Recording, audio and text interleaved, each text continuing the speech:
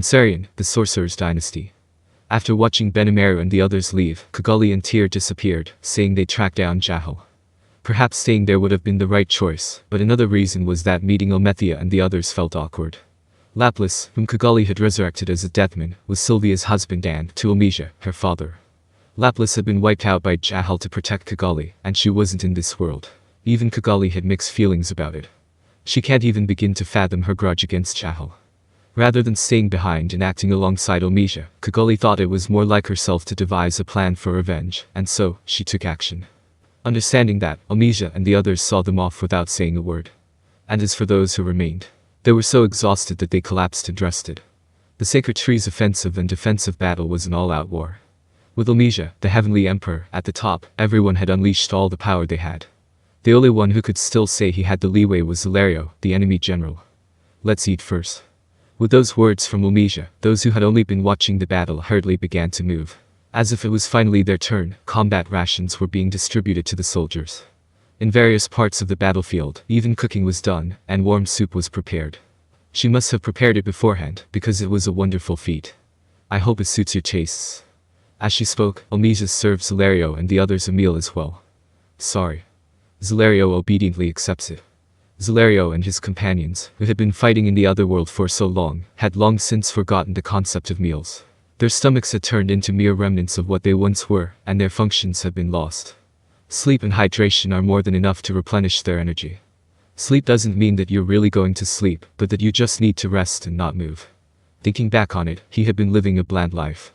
This is the first time I've ever felt glad that I'm receiving meat. Those were the words of Nice, one of Zalario's adjutants. Regarding the dietary situation of the Zalario's army, there were significant individual differences.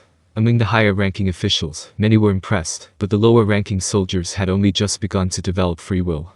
From now on, gradual changes are likely to occur. So, what are you going to do now? After gulping down the warm soup, Zalario threw a question at Leon. Do you want me to keep you company? With that, Leon took it coolly. Here, they're elegantly enjoying a cup of post-meal tea. The laid-back atmosphere makes it abundantly clear that they have no intention of fighting Zalario. Let's stop here. I want to avoid further exhaustion in preparation for what's to come next. Zalario replied seriously. He's got a reputation for being uninteresting, but Leon likes him a lot.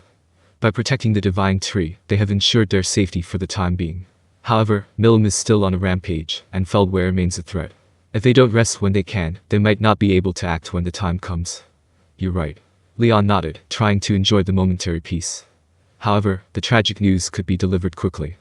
The apocalyptic declaration Luminous had performed was projected near the sacred tree as well.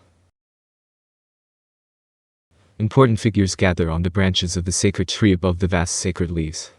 As guests, Leon, Zalario, and Dallas and Nice, who were Zalario's adjutants, were also participating. A simple desk had been set up, since they didn't have much time to return to the royal palace, and military chairs had been prepared for everyone.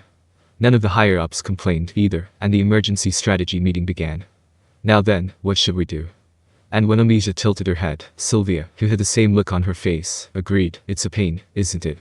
The nightmare that destroys the world, Iverage, must be prevented from interfering with this fundamental world as the duty of all mankind. But still, the tragic news that Remure had disappeared, along with the report that Milim had once again set her sights on the sacred tree during her rampage, had come together. It was a big problem. They tried to talk to Benimaru and the others, but they couldn't get in touch with them. The communication with Tempest hadn't connected, as if it had been jammed. There was no doubt that something was happening.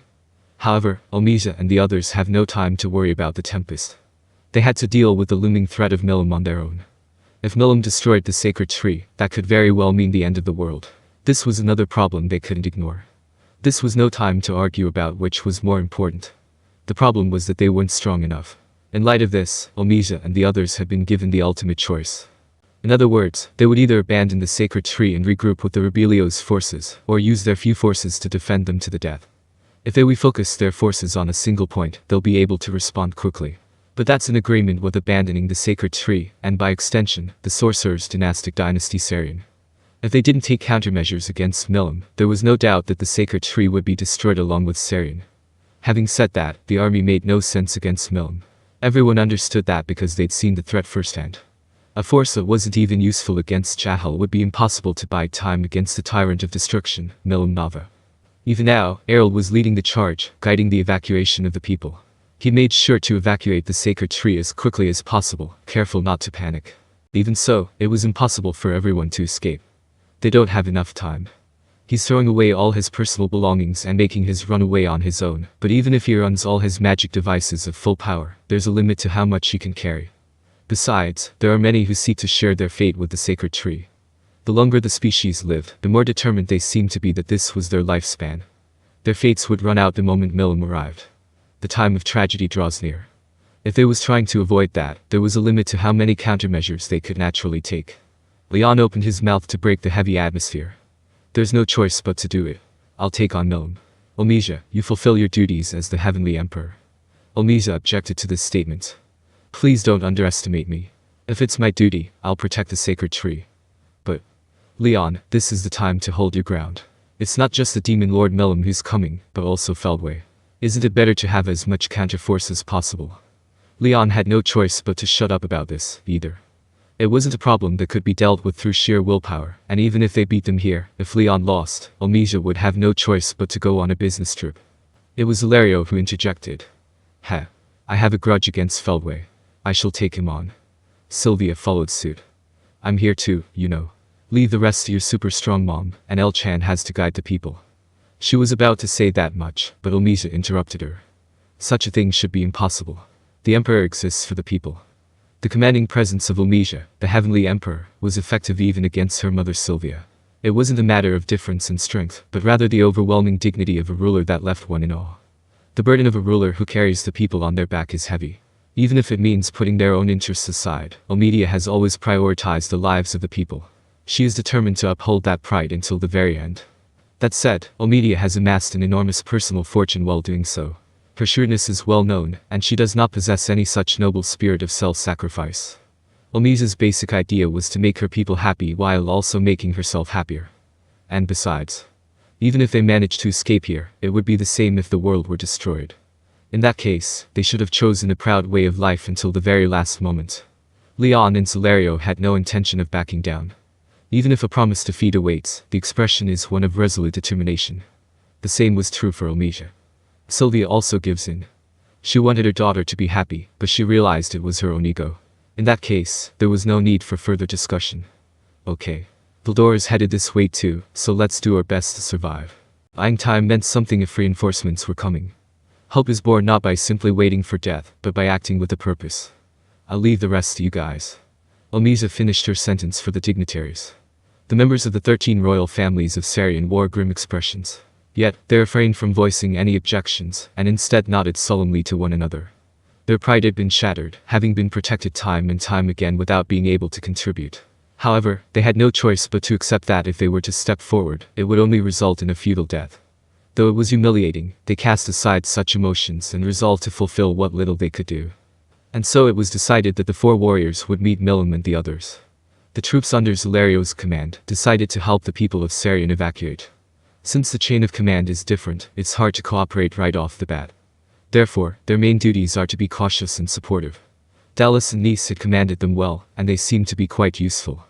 Relieved to see that, Zalario sharpened his spirit in preparation for the coming Feldway. There was nothing resembling a strategy. If he had to say, his life is precious. Facing Milim, a single strike would mean instant death. Therefore, it was decided that the 3 speed-focused members would keep her occupied and prevent her from finding an opening to attack. If she were to unleash Dragon Nova towards the Divine Tree, it would be game over. Thus, this strategy was deemed the most effective. But if that's the case, then the only one who can take on Feldway is Zalario. Zalario trembled, thinking that this was a serious responsibility. Leon called out to him, perhaps out of concern for Zalario. Are you getting worked up? Feldway is strong when he gets serious. It's only natural to feel the pressure. Feldway has brought out his main body and has become complete.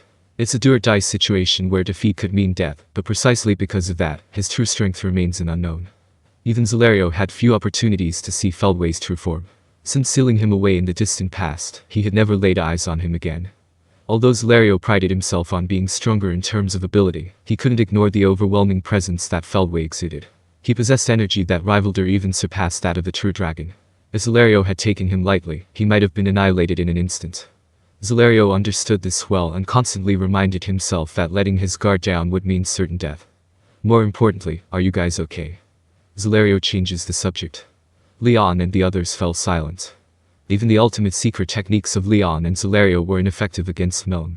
They were effortlessly blocked by the invisible barrier, which was merely a byproduct of Dragon Nova. Anyone would understand that the difference in ability between them was as great as heaven and earth. Our goal isn't to win, after all. We don't need to defeat them, so all we have to do is draw their attention. Leon answered as if to say it was nothing. It was actually a very well-dressed attitude, but it was very Leon-like. Elmesia and Sylvia nodded, as if to say he was right. That's right. If you ask me to defeat them, I'd say it's impossible, but if it's just about keeping them occupied, it's not entirely out of the question. Exactly. If there's one thing we're confident in, it's our speed. And Leon, being my disciple, is second to none when it comes to running away, isn't he? Leon had a bitter look on his face at this, too.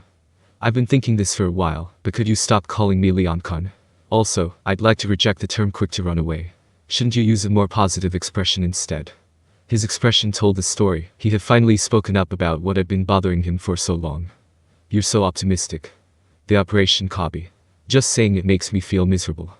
Leon, who had been listening, let out a deep sigh. Enough. I was a fool to have any expectations of you lot. Same here. You're at that age where you just want to act cool, huh? Leon finally fell silent. Zalario patted Leon on the shoulder like that and gave him a sympathetic look, saying, "You've got it rough too, huh?" There was that ridiculous back and forth, but it was by no means a waste. It was a plan to relax as much as possible, in order to overcome the oncoming despair. There was no mistaking the effect, as the four of them were in top condition. And then, the Targus approach was confirmed. It's here. That's what Zalario said bluntly. I've confirmed it on my end as well. That's amazing, they're already here in just a few hours. Elmesia's murmur was a sentiment shared by everyone present. Holy void to Marigania to here, the divine tree, is a straight line distance of over 20,000 kilometers. Only Milim, capable of flying at several dozen times the speed of sound, could have returned in such a short time. You're probably not going all out. If you were serious, you'd be much faster. But are you guys really okay? Zalario sounded worried. Even if it's not okay, we have no choice but to do it. Well, that's how it is. I won't lose to you at maximum speed in an instant. It was Elmesia, Leon, and Sylvia's statements in order. They're plenty fired up. It was a let things take their course mindset.